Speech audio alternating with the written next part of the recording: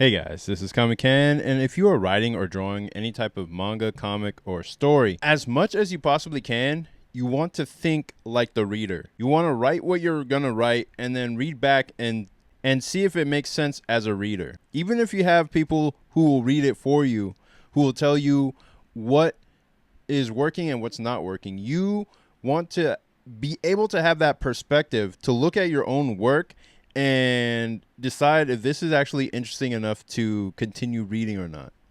Because if you wouldn't read your own work, then why are you making it? And really, as a writer, all you need to be aware of when you're creating your story is, do I want to see something like this in the world?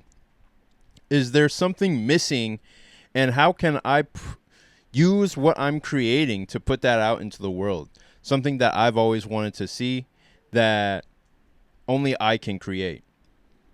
That's all you need to worry about as the writer yourself, at least in the basic sense. But as the reader, you need to look at your own work and think, would I even continue reading this? Is this interesting enough to keep pulling me along to see how it turns out or to finish the entire story? And there's a whole host of techniques to learn to figure out how to pull the reader along until the end. But learning to read your own work from the reader's perspective is of the highest importance. Because even as long as I've been making comics, I've just recently started to develop this perspective where I'm looking at my own work, where I'm looking at my own comic, my latest webcomic, and I'm thinking, what actually makes this like interesting? Why do I want to keep reading?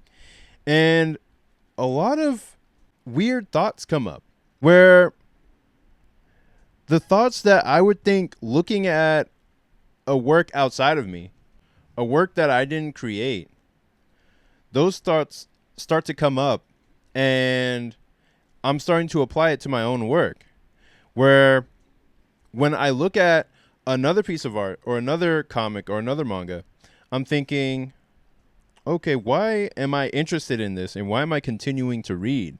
And sometimes it's a lot of non-PC answers that come to mind. It's like, okay, the girl is hot, so I want to keep reading. And that's pretty much it. I mean, that was one of the main reasons why I wanted to watch this older show called Record of Lodoss War.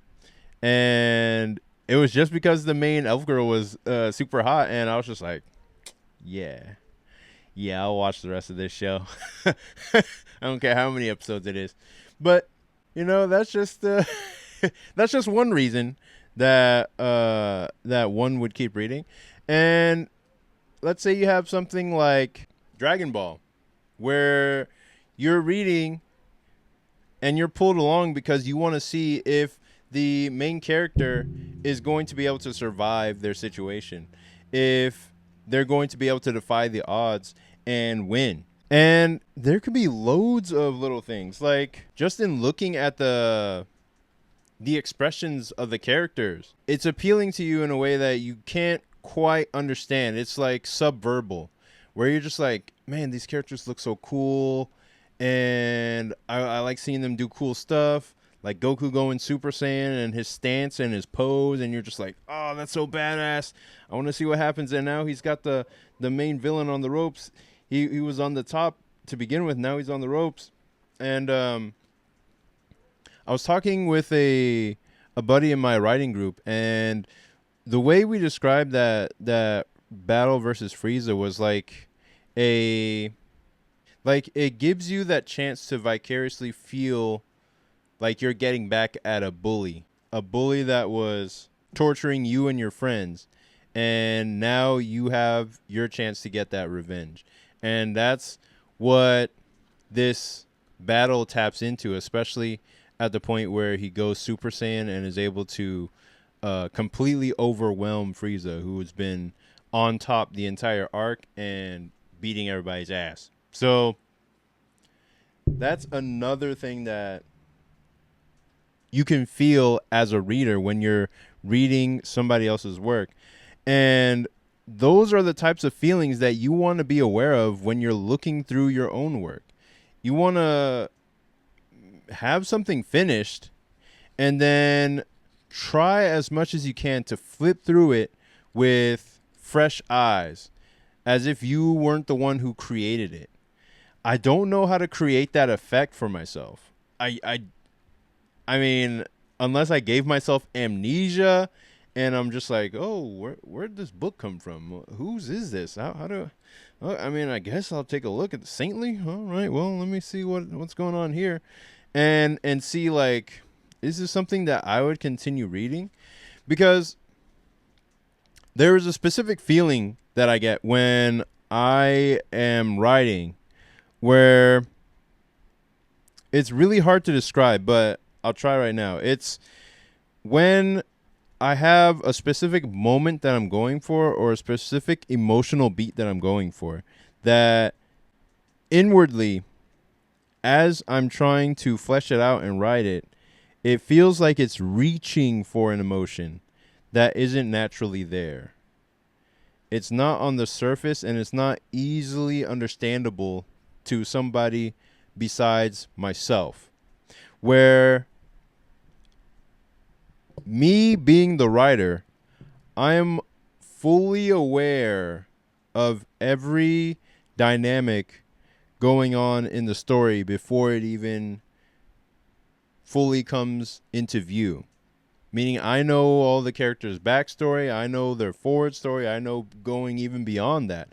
I have the full global view of the entire piece of work, and I'm trying to convey one specific moment emotionally, but it might be trying too hard to reach for an emotion that only I would be able to fully understand.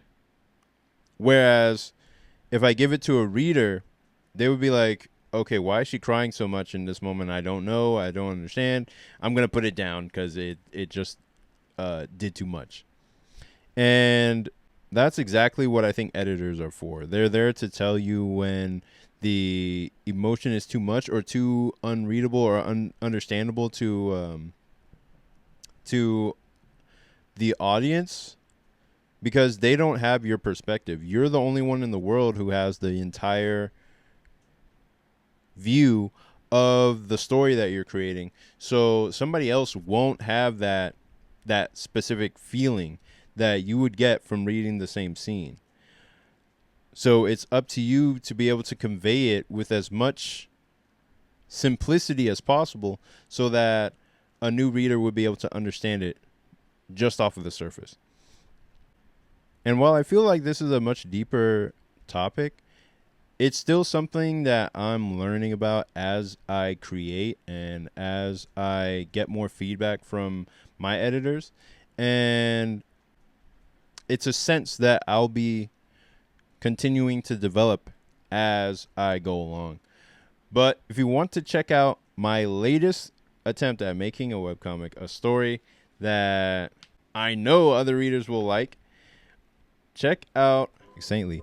It is a demon chase horror action comedy about two best friends who have to outrun the demon loan sharks that they borrowed from.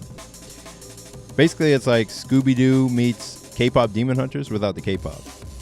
And the story backs the main character into a corner where she has to decide between the hard path to success or lose her soul to the lure of easy money.